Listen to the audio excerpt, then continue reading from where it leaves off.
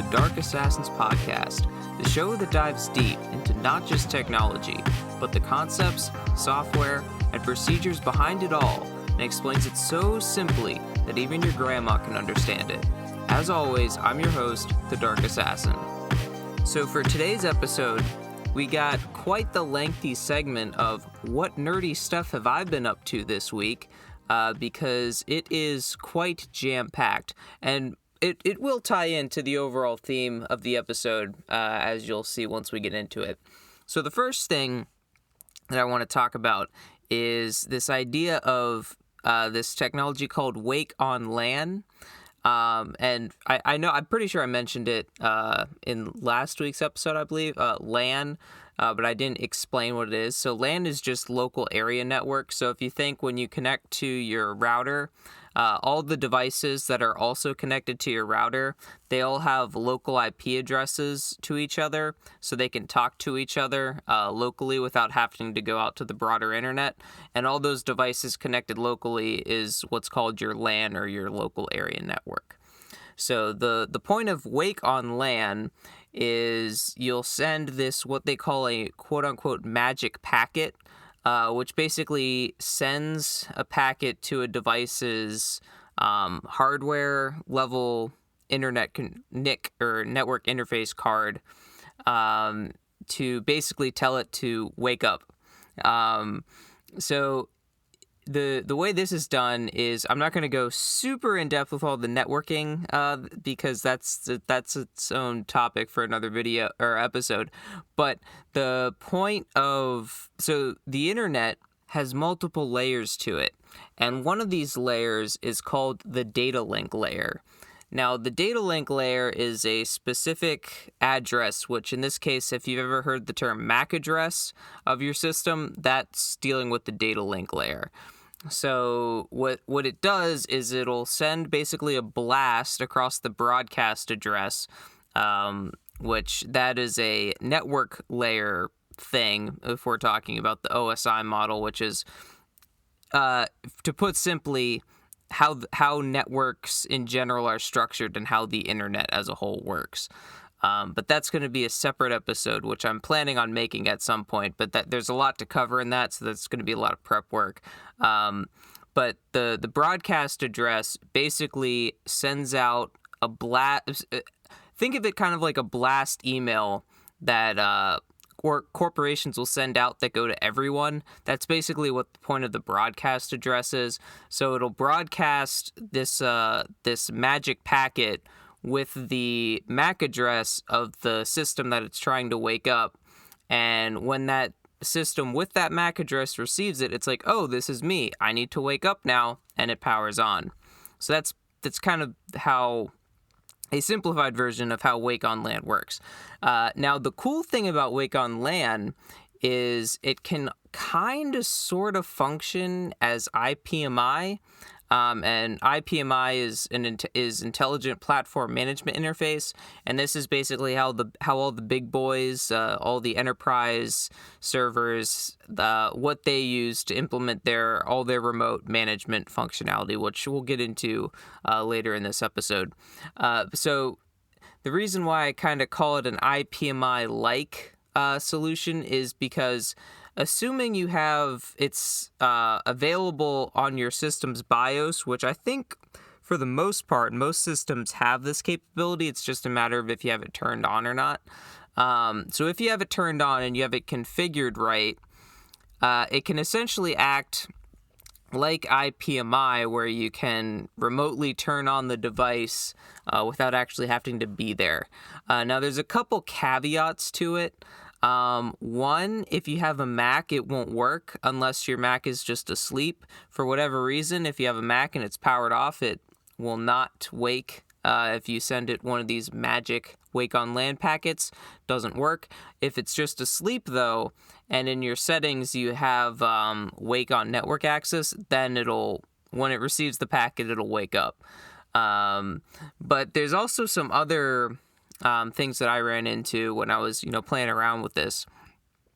Certain BIOSes, which is like the low level of, the system, like what it boots up before it actually like loads the operating system.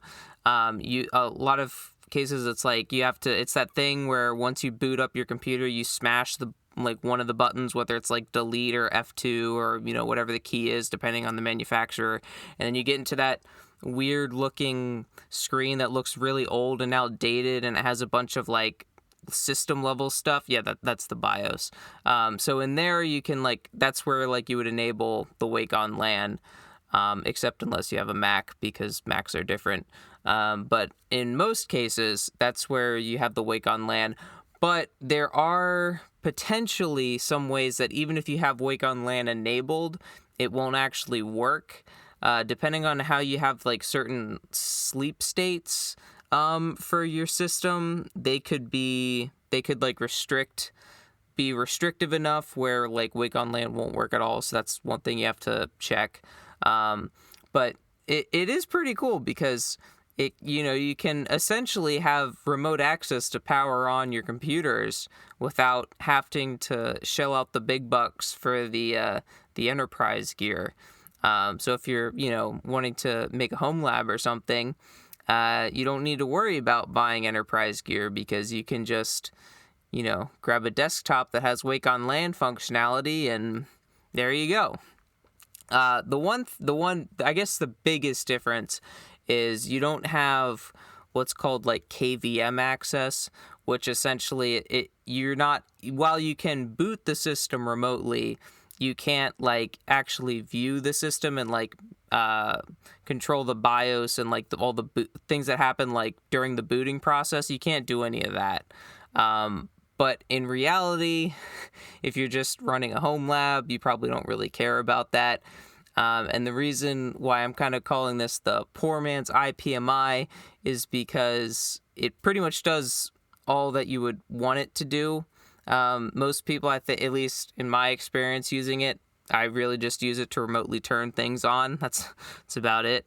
I guess I do also use it too to like monitor things, like monitor temperatures and power draw and fans and that kind of thing. But aside from that, I mostly just use it to power it on and off. So in a way, you can think of Wake on LAN as like the cheap Chinese ripoff of IPMI, or like the Great Value brand. It's basically the cream betweens to the Oreos, or the Cat Cot to the Kit Kats, or the Crispy Rice to the Rice Krispies, the Doritos to the Doritos. It's the poor man's IPMI, essentially. So it's the knockoff, that can make do in a pinch, but it's definitely far inferior to the original.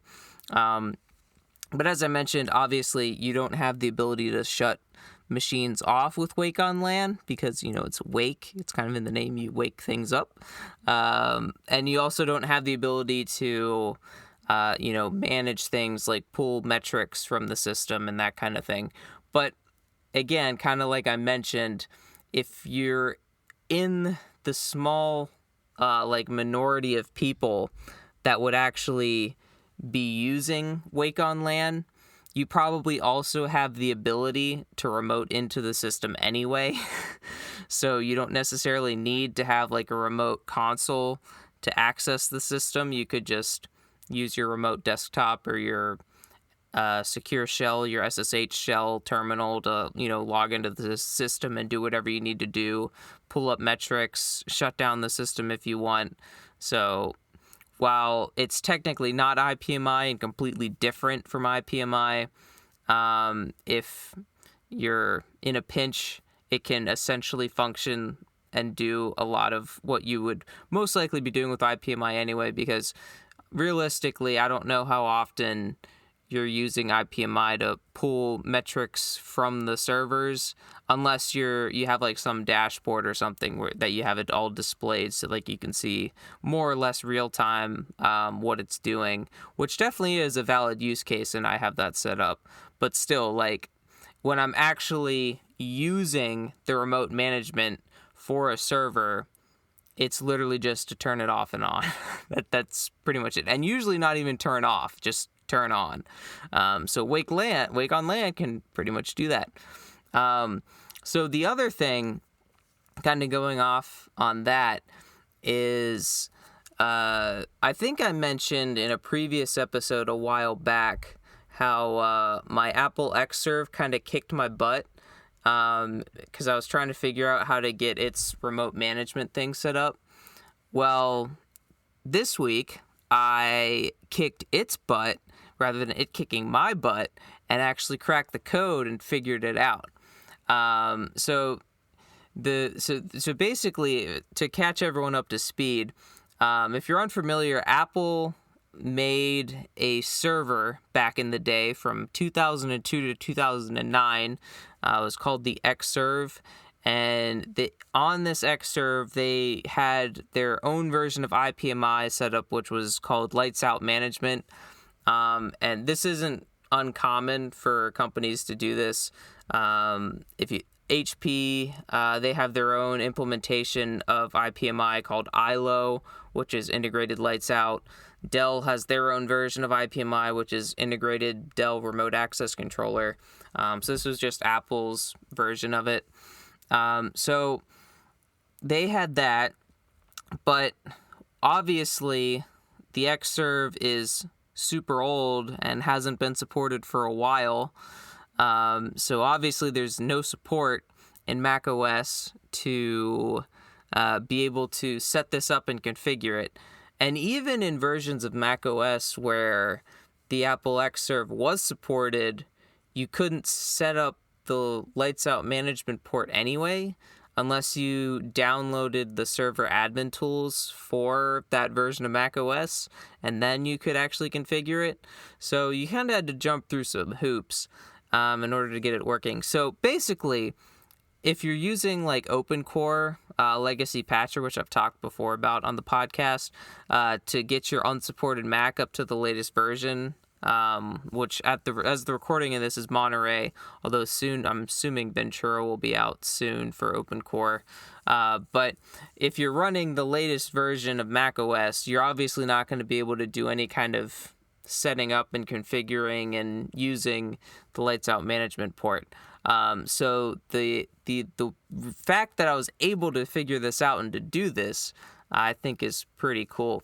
And not to brag or anything, but I'm fairly confident I am the only person in the world that has an Apple Xserve running the latest version of Mac OS with a working Lights Out management port. Now, while that might sound impressive, you also have to keep in mind that this is a 14-year-old system that's been end of life for years now, and nobody probably use it for a good reason because of how loud the darn thing is. Basically, if you've never had to deal with an Xserve before,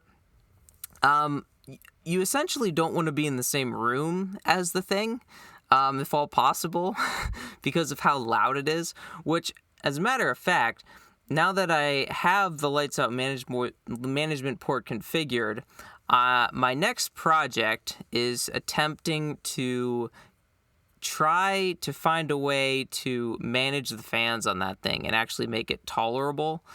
So one thing that's really cool about IPMI is you have the ability to send raw commands to it, and you can manually control the fan curve of devices. So for my Dell R510, I have a script which I got off GitHub and modified a little bit just to, more suit my use case, which will send raw IPMI commands to the Dell's IPMI baseboard management controller to tell it to, adjust the fan curve manually rather than having the system itself adjust the fan curve. And then I also have another server that I got, which uses a completely different implementation of IPMI to set the fan curve that way. Which, one thing that really kind of bugs me about IPMI is while it's you can't really even call it a standard because it's just kind of a technology or platform type thing, architecture. It's not like a standard because if you're sending raw IPMI commands to a computer or to a server or whatever, commands that work for one system won't necessarily work for another system. So, for instance, in my use case, the raw IPMI commands that I have to send to my Dell R510 are completely different from the IPMI commands that I have to send to my other server to do the exact same thing, which is control the fan speed. So trying to figure out what Apple's implementation of raw IPMI commands is probably going to be very interesting, because I mean, I haven't looked into it super close yet, but with the amount of documentation that exists out there for the lights out management controller for the Xserve, it's very, very sparse. So I wouldn't be surprised if I'm just kind of hunting and pecking and entering a bunch of random junk to try to get it to work. But I will definitely be keeping you posted on that. But going back to the lights out management controller and how I got it to work, I'm currently in the process of writing up an entire guide on how to do it. So if any of you out there also have an Xserve and you want to run the latest version of macOS, but you also want to be able to have remote management for your Xserve, you'll be able to do that. So I'm currently working on that. But just to give you a quick rundown of kind of walking through the steps of how I did it. So as I mentioned, the only way to configure the lights out management port is through macOS and their server admin tools.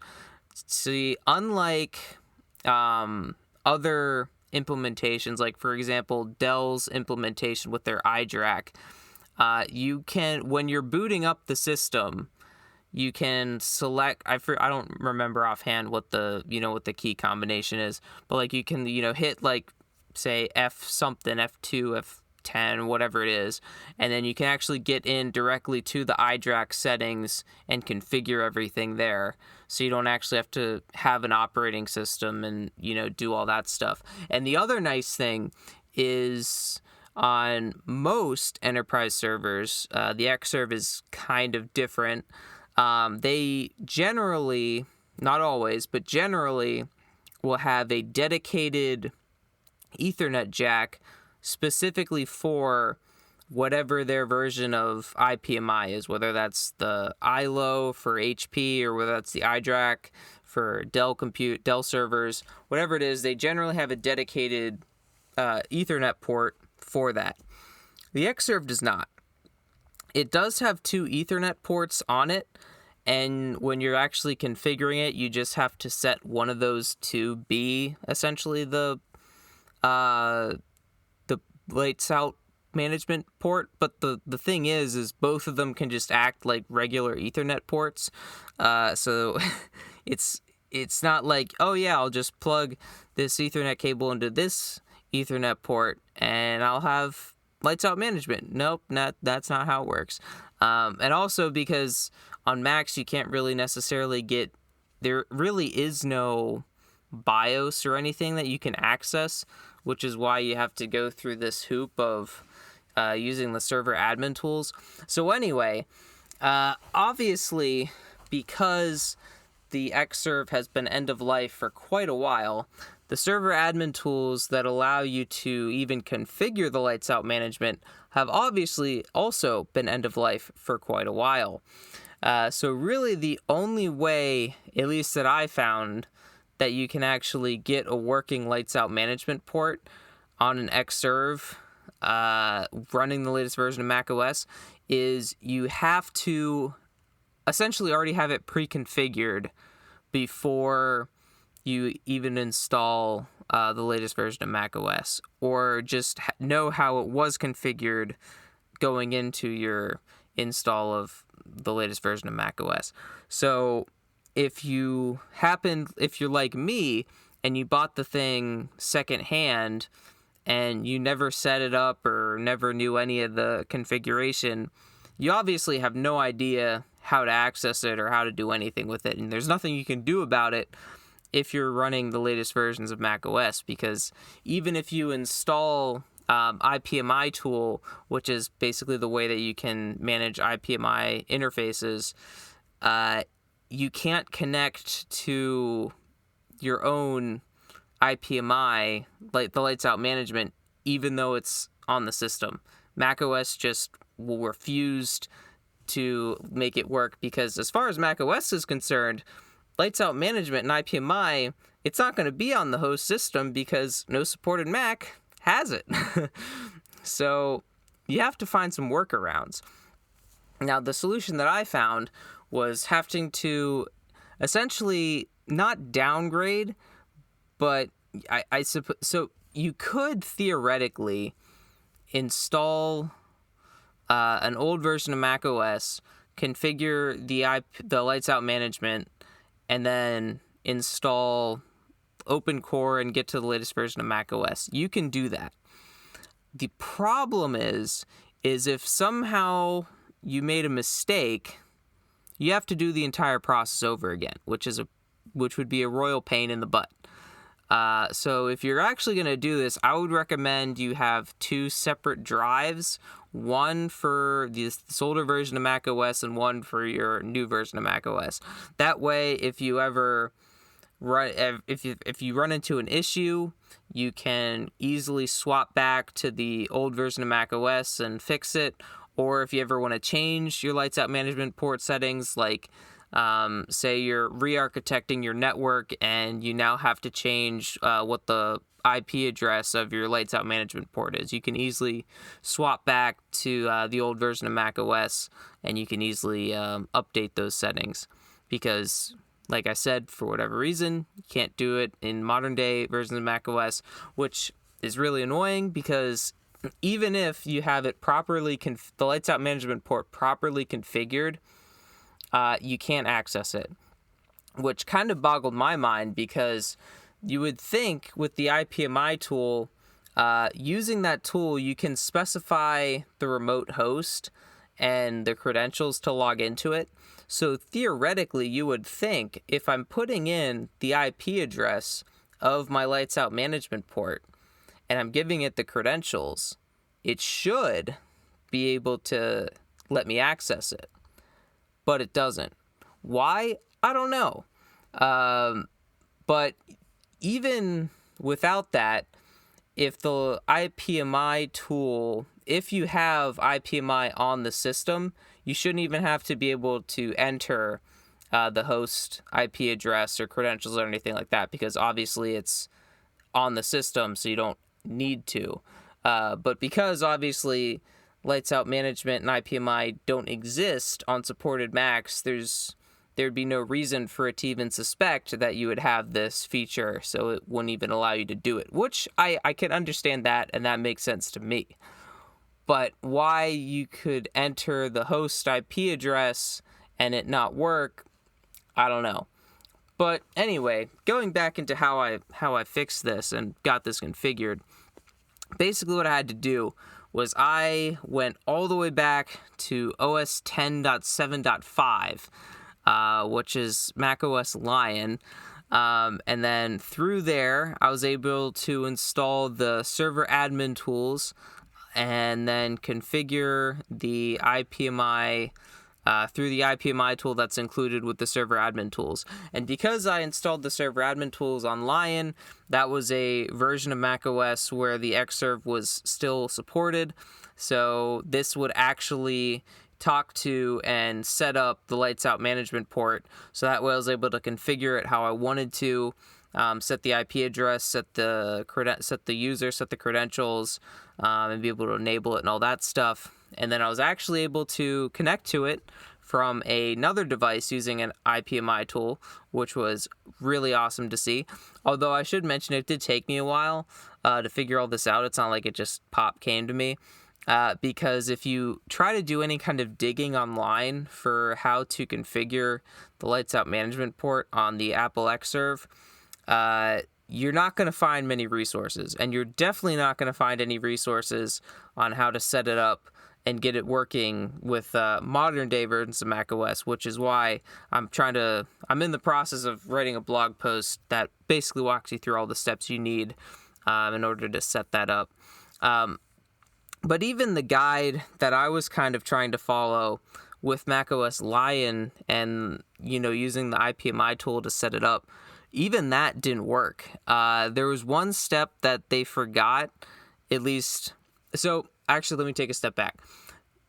I went through the steps that they had, and I was able to connect to the lights out management port from the Xserve itself through both the host, so by actually typing out the IP address, the user, and the password and the credentials, and that worked. Which you can't do on modern day versions of macOS, which was really made me scratch my head because it anyway. But the problem was, if I tried to say use one of my Dell servers that also has IPMI tool on it, if I tried to connect from one of them to the Xserve, it didn't work. Even though I was using the same IP address and the same credentials, it just didn't work. And if you think about it, if you can't connect to the Xserve's lights out management port from any device that isn't the Xserve, it kind of defeats the point, right? Like, what's the point in having a remote management capability if you can only access the remote management capability from that device? Kind of defeats the point.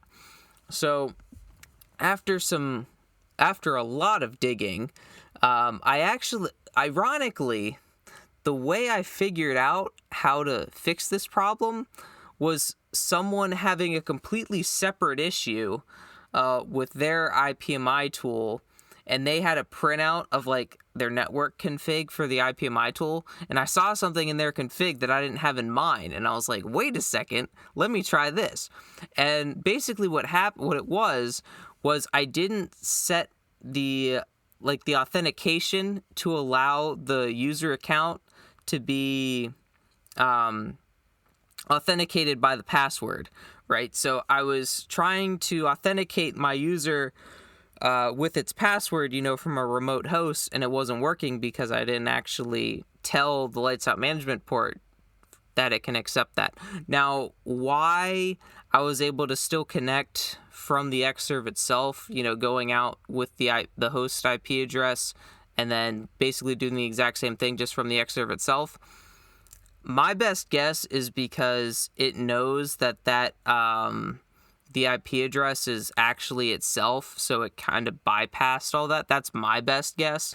But yeah, that's what solved it. Was just, adding that extra authentication there.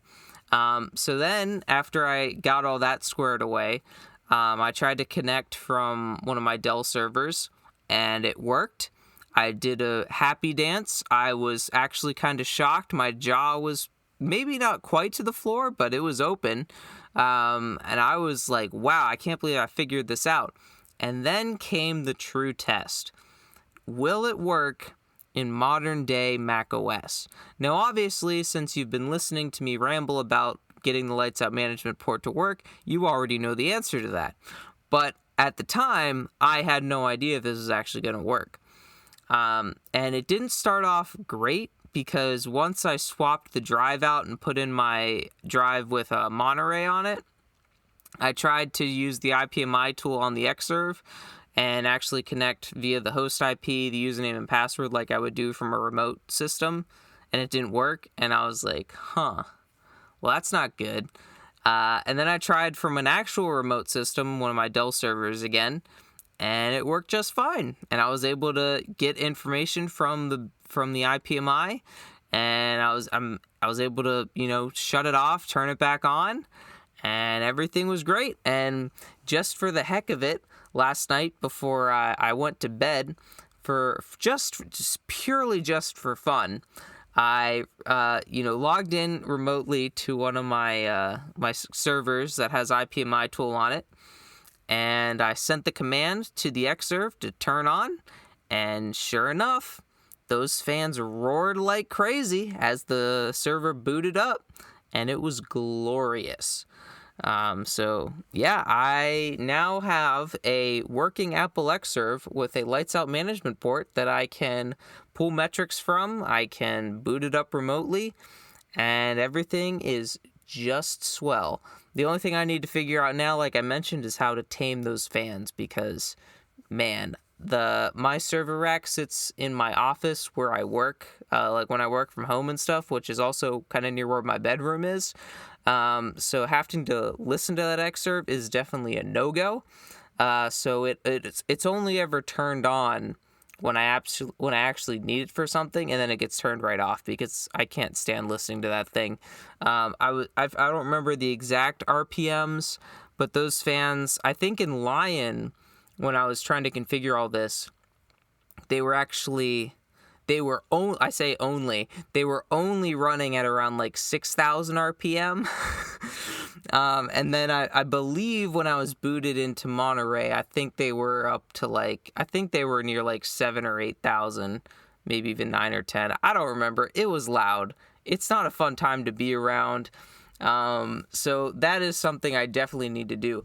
But because I have IPMI configured and the lights out management all set up, I can actually see what the temperatures are, and I see that it's just full of itself because it doesn't need to be running those fans at like 8,000 RPM because the CPUs are nice and chilly at like 30 degrees Celsius, which, if you're unfamiliar, that's, not quite ambient, but like pretty darn close to ambient temperatures.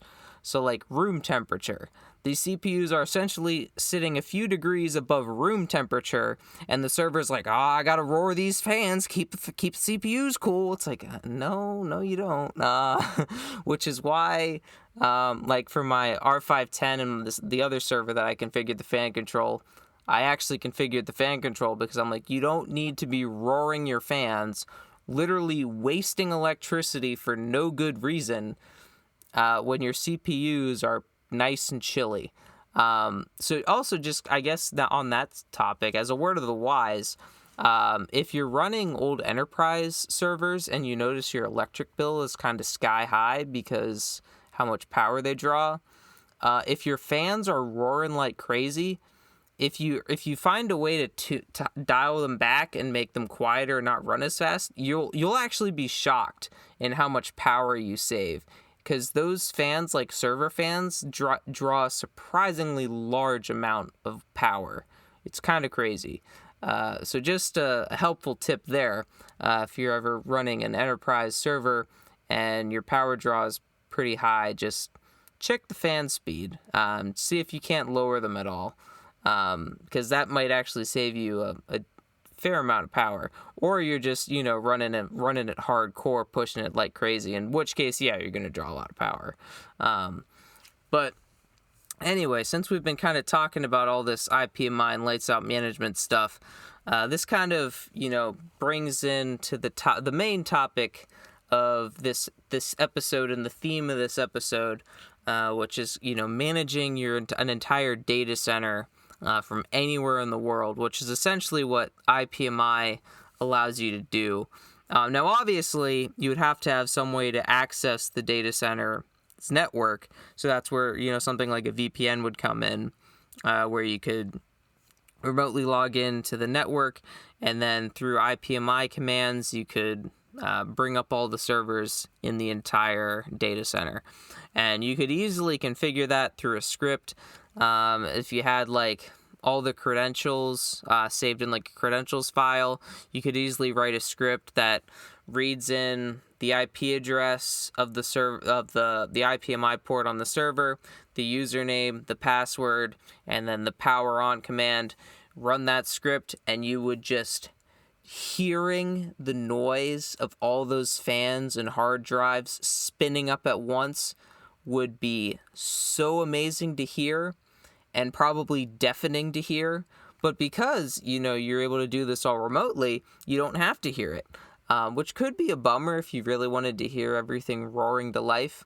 Now, I guess it also should be mentioned, if you did that and you had like an entire data center that was completely powered off and you ran a script to power literally every server in the data center on, you potentially, depending on, I don't know exactly how your electric grid would be set up in that area, but you might run into some problems with the electric grid having all those servers spin up at the exact same time, because if you're not aware, usually if you're like, especially if you're running like an enterprise server in a home lab, when it's just kind of sitting there doing nothing, it draws a surprisingly little amount of power just because it's not really doing anything.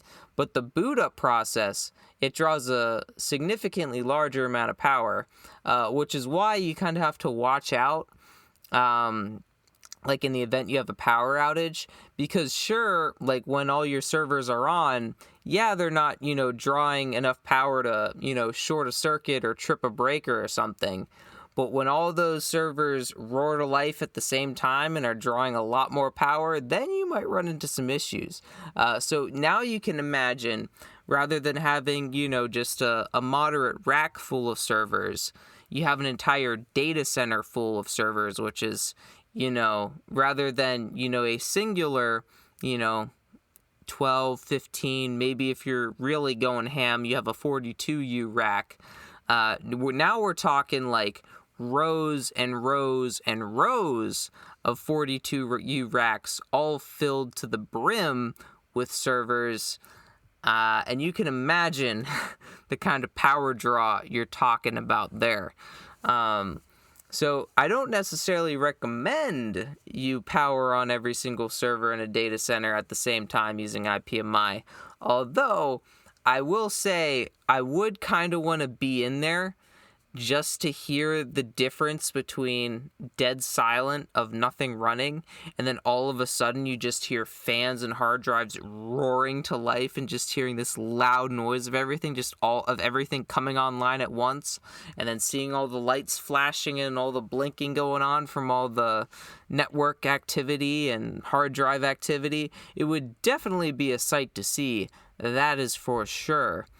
Now, the one cool thing about, you might be kind of wondering, all right, so this is cool, but like, how does IPMI actually work? Like so basically IPMI, you can kind of think of it as its own separate computer inside the computer.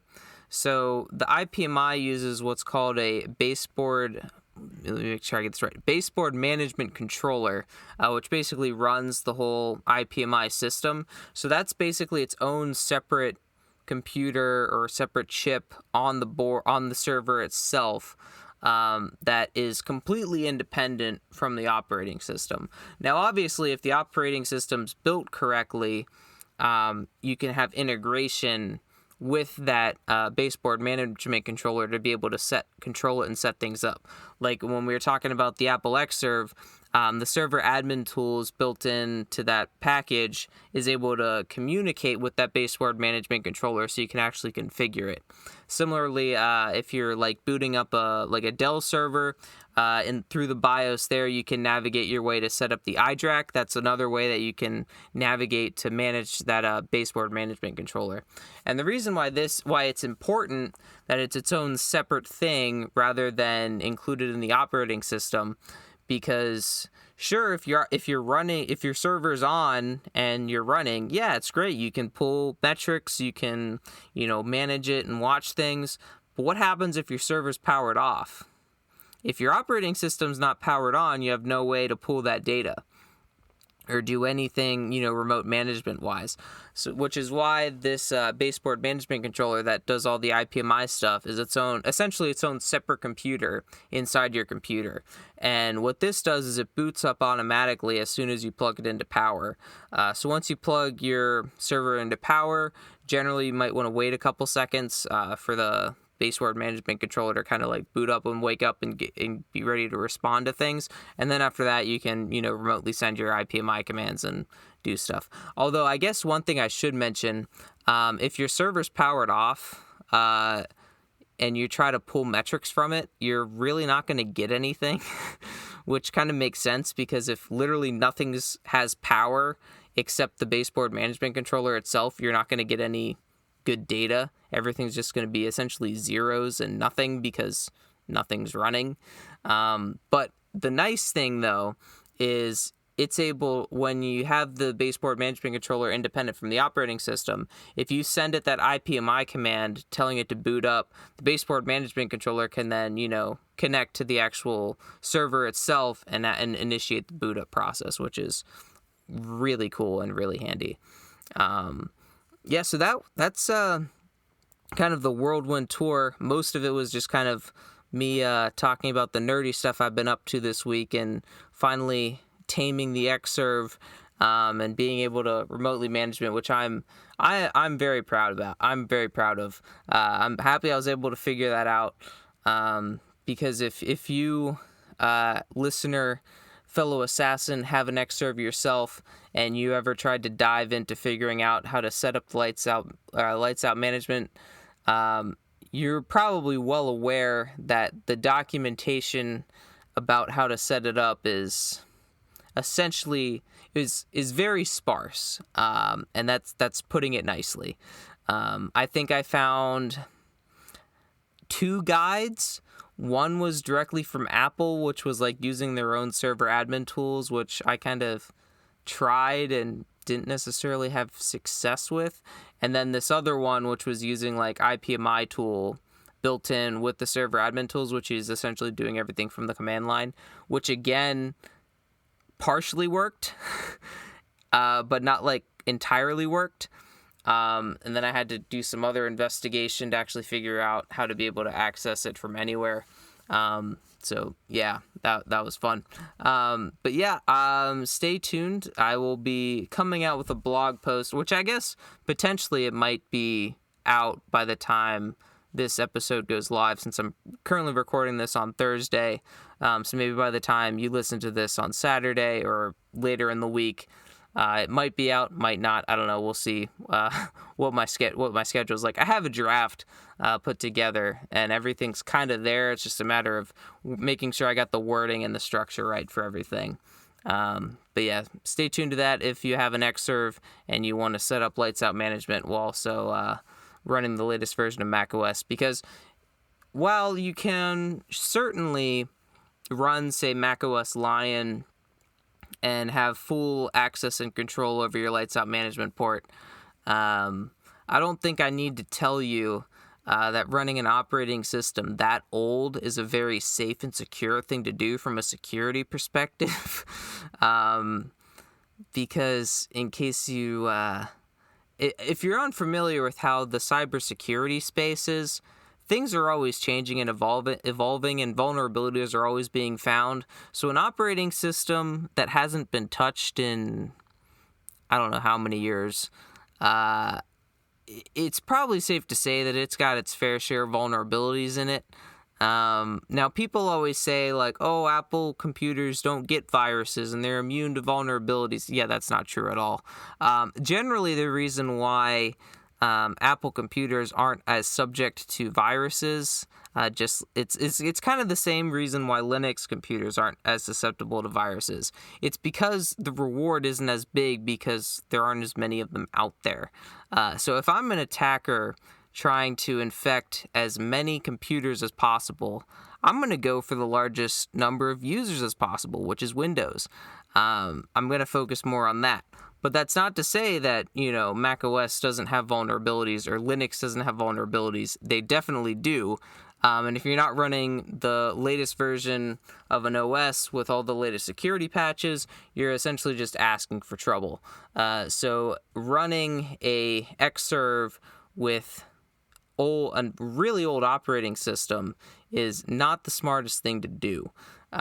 So I would recommend anyone that does have either a 2.1 or a 3.1 Xserve that wants to use it on any kind of regular basis and also wants lights out management port, this is definitely a guide that you're going to want to check out once I actually can finish it and come up with it and get all my thoughts and everything worded in a nice way and something that's easy to follow, which I think I'm almost there, but we'll see.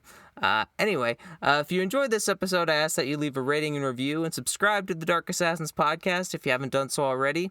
Also, be sure to share with a friendly family member who might be, especially if they have an X-Serve. Obviously, you got to send it to them because they got to hear this amazing news that they can now have lights out management and be on the latest version of macOS, so it's a complete win-win scenario. If you have any questions about this episode, or you have any topics or questions you want me to answer in a future episode, shoot me an email at contact@darkassassinsinc.com. You can also click the link in the show notes below. And that's going to do it for me in this episode of the Dark Assassins podcast. Until next time, my fellow assassins, remember, bool nothing equals true. If action not equal to null, return true. I'll see you next time on the Dark Assassins podcast.